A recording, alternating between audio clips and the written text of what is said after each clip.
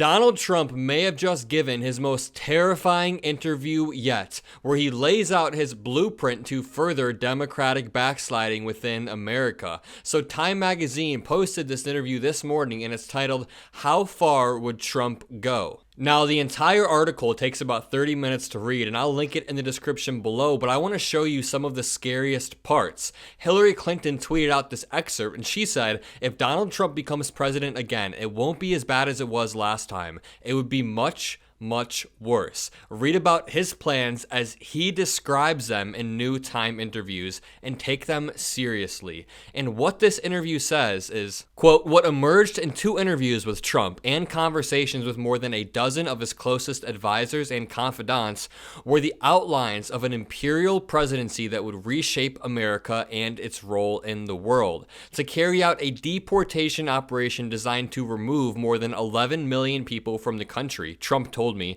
"he would be willing to build migrant detention camps and deploy the U.S. military, both at the border and inland.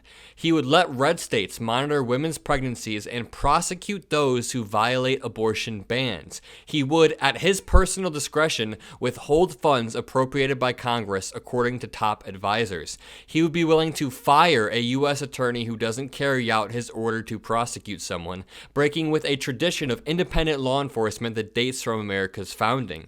He is weighing pardons for every one of his supporters accused of attacking the U.S. Capitol on January 6th, more than 800 of whom have pleaded guilty or been convicted by a jury. He might not come to the aid of an attacked ally in Europe or Asia if he felt that the country wasn't paying enough for its own defense. He would gut the U.S. civil servants, deploy the National Guard to American cities as he sees fit, close the White House Pandemic Preparedness Office, and staff his administration with acolytes who back his false assertion that the 2020 election was stolen." Now, national polling doesn't mean much 6 months out, but it should still terrify everybody that Donald Trump and Joe Biden are neck and neck when it comes to swing state polling, because Donald Trump has already laid out his plan in the form of Project 2025 to turn America into a Christian theocracy, and he's been dropping hints along the way. So what Project 2025 says is that Donald Trump will appoint tens of thousands of loyal civil servants who are trained and vetted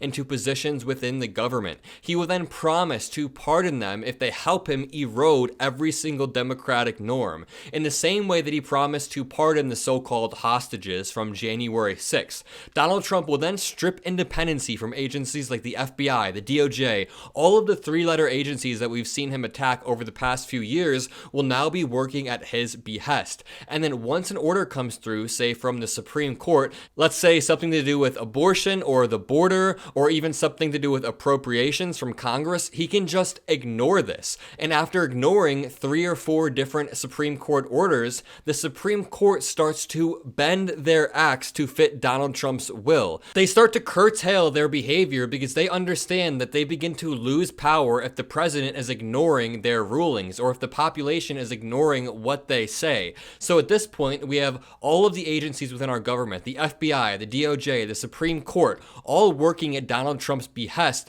and he is free to do as he pleases. He can enact revenge on people who wronged him during his first term. He can start to target the media, which he's already called the enemy of the people multiple times. Now, Trump doesn't do this very often, but this article implies that he has learned from his mistakes in his first term and now plans to make sure he only has loyalists surrounding him during his second term. So if you can think about it, people like Mike Pence, people like Mark Milley, they all kept him in check during his first term. Even Mark Esper, when he wanted to do all this crazy stuff, Donald Trump will make sure that these people do not exist around him. The guardrails, the metaphorical guardrails that held during his first term will not hold the second time. As my friend Pondering Politics says, just because those guardrails held does not mean we should toss him the keys to the truck and allow him to try to drive off the road again, because these weakened guardrails may not hold as well as they did the first time, especially because Donald Trump will be picking up exactly exactly where he left off on January 20th of 2021.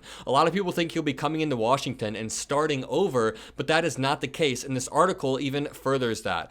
It says, Trump remains the same guy with the same goals and grievances, but in person, if anything, he appears more assertive and confident. When I first got to Washington, I knew very few people, he says. I had to rely on people. Now he is in charge. The arranged marriage with the timorous Republican Party stalwarts is over. The old guard is vanquished, and the people who remain are his people. Trump would enter a second term backed by a slew of policy shops staffed by loyalists who have drawn up detailed plans in service of his agenda, which would concentrate the powers of the state in the hands of a man whose appetite for power appears all but insatiable. I don't think it's a big mystery what his agenda would be, says his close advisor Kellyanne Conway.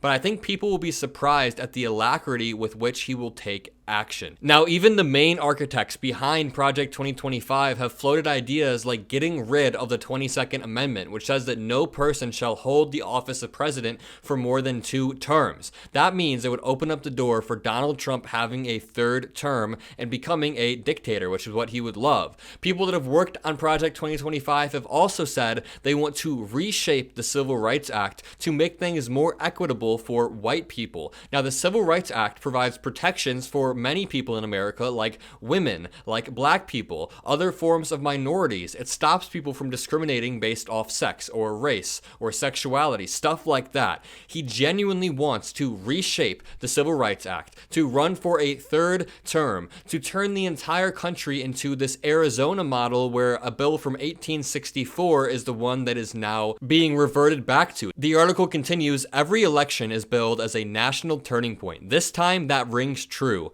To supporters, the prospect of Trump 2.0, unconstrained and backed by a disciplined movement of true believers, offers revolutionary promise. To much of the rest of the nation and the world, it represents an alarming risk. A second Trump term could bring the end of our democracy, says presidential historian Douglas Brinkley, and the birth of a new kind of authoritarian presidential order. Now, I've covered a lot of the domestic implications throughout this video, but think about the global implications. Think about our allies like Ukraine and Taiwan, who will immediately be abandoned. Think about this coalition of NATO countries that we've spent decades building and that is now stronger than it's been in decades because of Vladimir Putin's invasion of Ukraine. All of these things will be gone. We will pull out of NATO. We will leave Ukraine to the wolves. Xi Jinping will see that America doesn't really care and he'll just take Taiwan with ease. Trump winning a second term would embolden authoritarian dictators all across the globe, and even at home, it'll embolden the far-right fascists who have been sort of hiding, sort of out in the open over the past few years. People like Nick Fuentes, a far-right neo-Nazi who wants the U.S. to look like Afghanistan. In his own words, he said that women in America should be treated as if they're treated under the Taliban in Afghanistan. This is all very serious, this is all very real, and this is something that we've been slowly inching towards for years. It's almost like the analogy of a frog boiling in a pot of water. If you're the frog, you don't really realize the water is getting hotter and hotter until it's too late. That is what it's like for a lot of Americans, because they'll start to realize that after the Supreme Court, the FBI, the DOJ, all of these agencies work at the behest of Donald Trump. Most Americans will be like, well, gas prices aren't that much higher. I mean, the economy isn't that much worse. They won't even know who to believe about all of this stuff. Do I believe the left-wing media? Do I believe the right-wing media? That's how the average American functions. Now, I don't ask you to share my videos often, but if there's any video you're going to share of mine, it should probably be this one where I lay out everything cleanly. Also, make sure to leave a like, make sure to comment, make sure to subscribe. Anything that could help boost this video would be great, but most importantly, have a great day, even though the topic of this video is pretty heavy.